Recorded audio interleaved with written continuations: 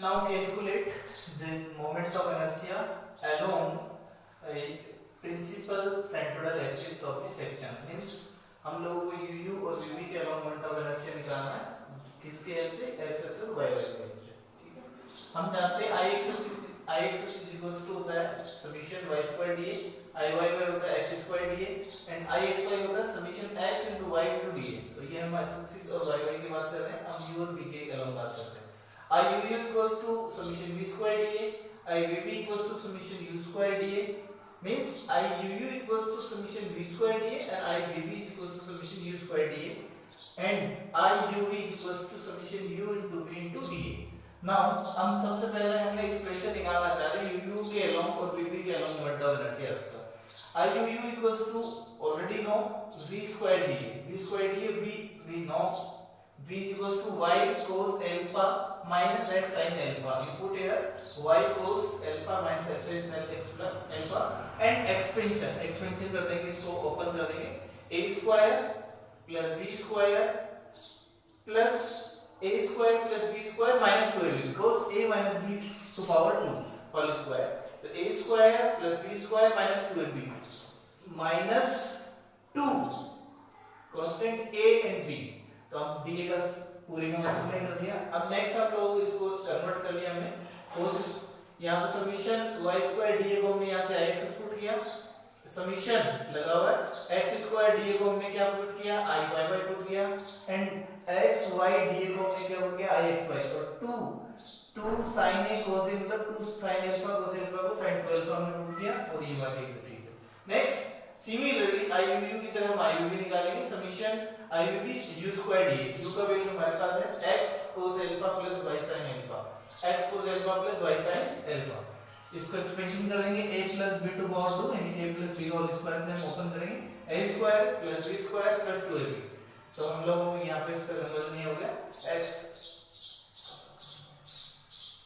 y square dA I x and x square dA y x square dA I y y और cos square dA 2 sorry x y dA I x y and sin 2 alpha. ये हमारा I u हुआ, I u v और now I u v u into v into dA. u का value हम यहाँ पे u और v का वैल्यू यहाँ पुट कर देंगे, d अपने पास है, सबको मल्टीप्लाई करेंगे हम लोग तो हमारा एक्सप्रेशन निकल के आएगा I x minus I y y equal to sin alpha plus I x y cos 2 alpha. But we know from the definition of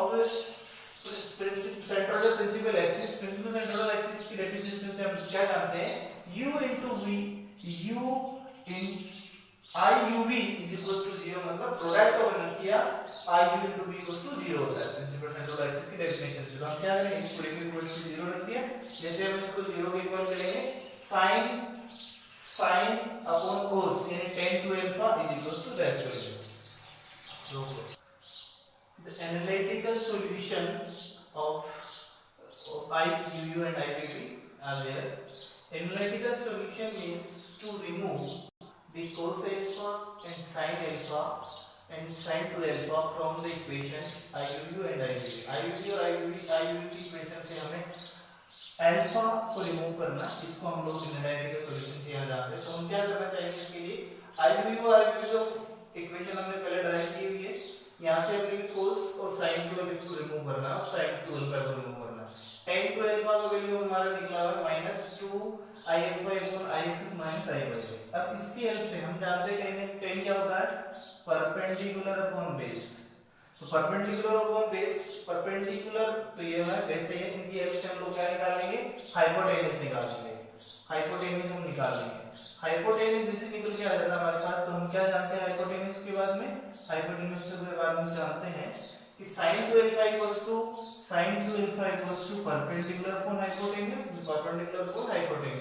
and cos equals to base upon hypotenuse. तो हम लोगों ने sin 2 alpha और cos 2 alpha का value हमने find out किया with the help of tan 2 alpha and sin 2 alpha put here this value and cos square alpha and sin alpha also converted into cos to alpha. How you convert cos? We know cos square alpha minus sin square alpha equals to cos 2 alpha. Cos square alpha minus sin square alpha is equals to क्या होता है cos 2 alpha means cos 2 alpha equals to cos 2 alpha equals to cos square alpha minus sin square alpha.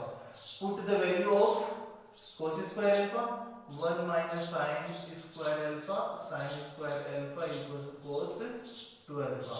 Finally we can say 1 minus 2 sin square alpha equals to cos 2 alpha.